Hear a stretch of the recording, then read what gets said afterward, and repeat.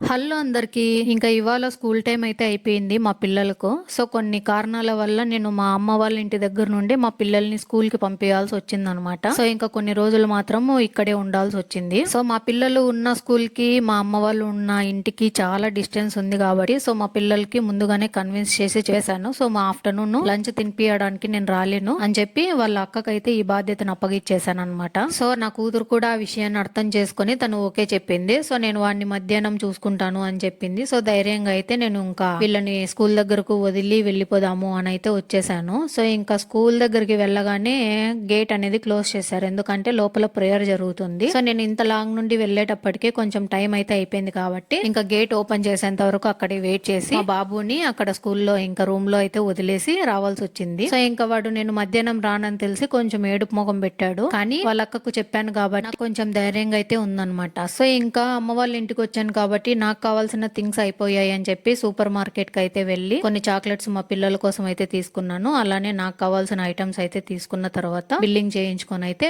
బయటకు వచ్చేసాను. సో, రావగానే మా బాబుకి బనానాస్ అంటే ఇష్టం కాబట్టి సో వాడి కోసం అయితే ఈ బనానాస్ తీసుకున్నాను. సో, స్కూల్ నుండి వస్తానే తింటాడని చెప్పి.